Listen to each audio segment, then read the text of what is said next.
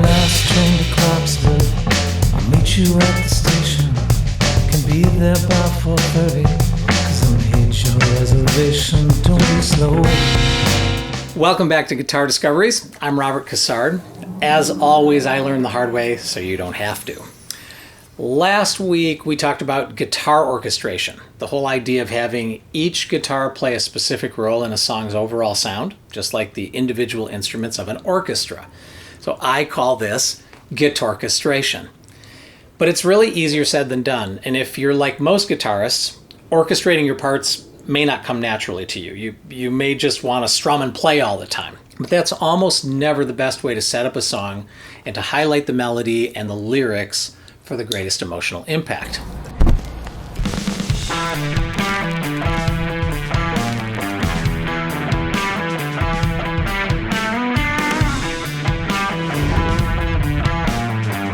You really need to become a guitar orchestrator, like the greats we talked about last time. So if you missed that video, it's right here. All right, so how do you learn Guitorchestration? There aren't really classes in it, right?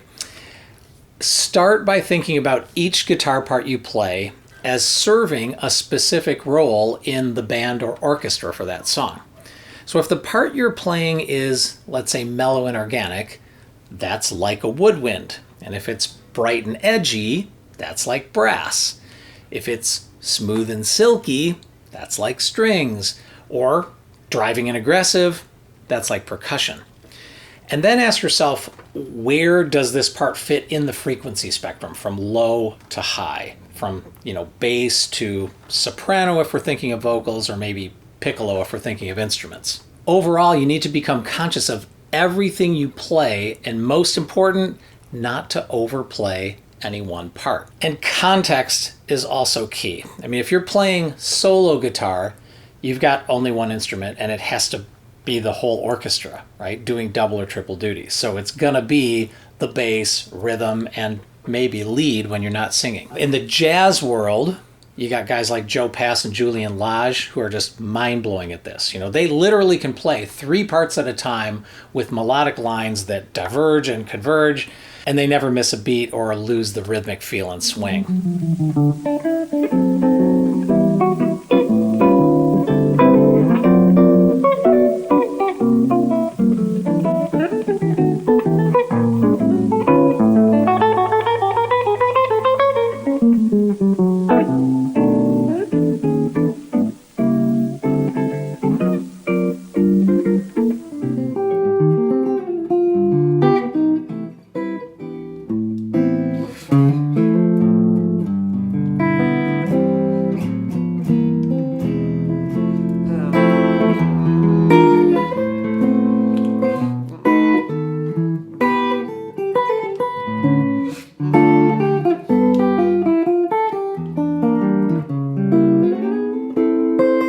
Folk rock, listen to how James Taylor plays. Usually his thumb plays a bass part while his other fingers play a combo of rhythm and lead.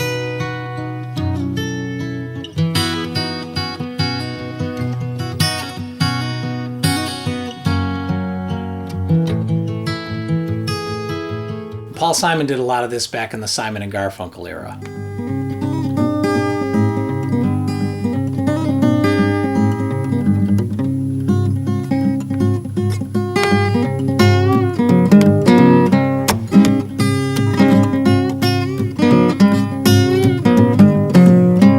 Later in the 70s, Michael Hedges used open tunings and creative picking and hammer-ons to make one guitar sound like 2 or 3 players.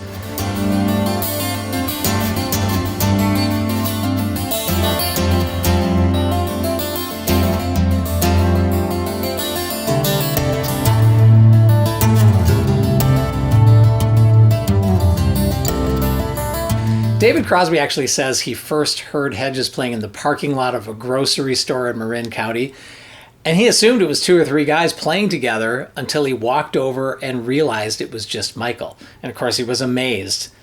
And today, we have quite a few of these kind of superhuman solo acoustic players. There are people like Mike Dawes and Tommy Emmanuel.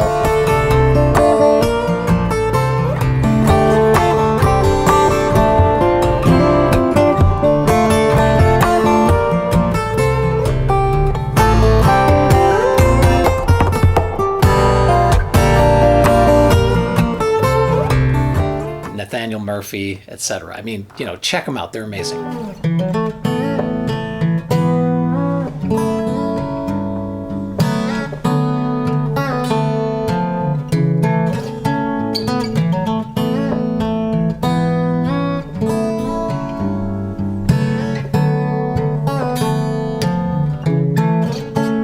Quick favor, if you like this video, please leave a comment, like and subscribe, and visit guitardiscoveries.com, where you're going to find almost 200 videos all about guitar, vocals, and recording, including more on Guitorchestration and guitar layering like this one. Okay, now, the minute we put your guitar into a duo, trio, or a bigger group, the real power comes in paring down what each guitar does in the context of the song and the other players. Because if everyone is playing full chords or complex lead lines, there's way too much going on, and everything will fight for sonic space. And that happens because playing full chords causes a buildup of low-mid frequencies, and those are going to take away from or maybe even bury the vocals or the lead instrument. So let's explore exactly how you can orchestrate your guitars, whether you're playing in a band or recording and layering tracks in your own studio. Now, I like to think of my arrangements and orchestrations as musical conversations. People shouldn't talk over each other, and they shouldn't even talk at the same time unless they're saying the same thing. All right, here are 4 key musical goals when orchestrating your guitar parts. Number 1 is variety. Start with 1 or 2 instruments and wait to bring in new ones at key moments. Now, once the song gets going, choose times when specific instruments are going to sit out to create sonic variety, and then they'll have extra impact when they re-enter. Here's an example.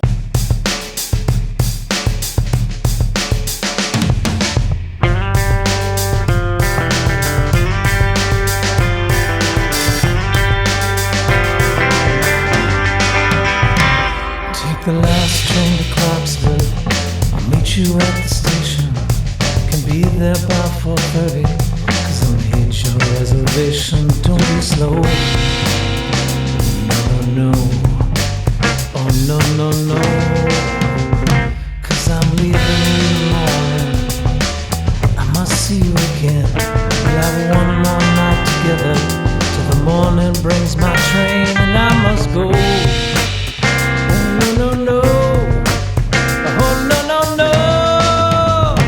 And I don't know if I'm ever coming home.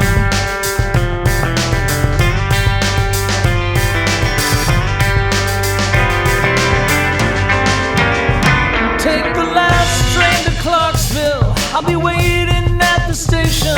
We'll have time for coffee-flavored kisses and a bit of conversation. Oh,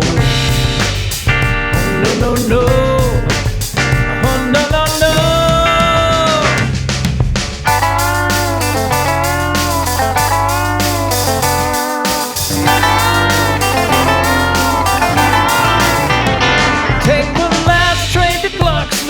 Now I must hang up the phone. I can't hear you in this noisy railroad station. All alone, I'm feeling low. Oh no. Oh no. And I don't know if I'm ever coming home. Oh no.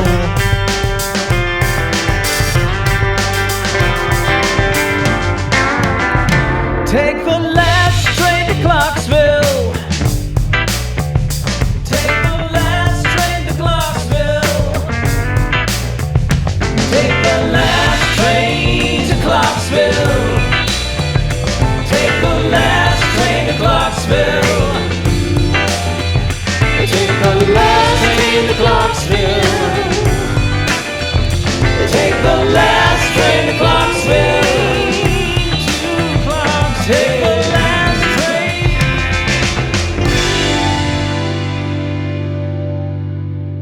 Number 2, tone. Each guitar part should have its own unique tone.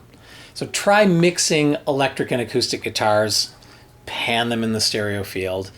Try mixing clean and distorted sounds, but always keep the song and its meaning in mind. Do what's right for the song. Number 3, clarity. Limit each instrument to a specific frequency range and then layer complementary instruments with each other over time, just like happens in an orchestra. For example, have one guitar play low on the neck in standard range, and another guitar play higher up. A capo and Nashville tuning are both great tools for this. I've done a lot of videos about those techniques. Here's one of the most popular. All right, number 4 is interplay. I recommend simplifying what each instrument does. Use thinner chord structures. Maybe try playing 2-note chords or simple triads instead of full 6-note chords and bar chords. Put only one instrument in the spotlight at a time, and that includes vocals. Right? Think of this as a relay where the baton gets passed from one player and instrument to another, but they're all working toward the same goal. And if you're in doubt, underplay, because sometimes space says way more than clutter. So the key takeaways to become a master guitar orchestrator. Think about each guitar part as playing one or more roles in an orchestra. Then listen, respect the other instruments or voices, and underplay. So Guitorchestration is really a fast and foolproof way to elevate your playing and your productions. Before you go, please leave a comment and tell everyone how you approach orchestrating guitars or what you think of this idea of orchestrating guitars. And feel free to share your tunes with us, right? I hope you'll share with everybody, and I hope to see you soon and hear you soon.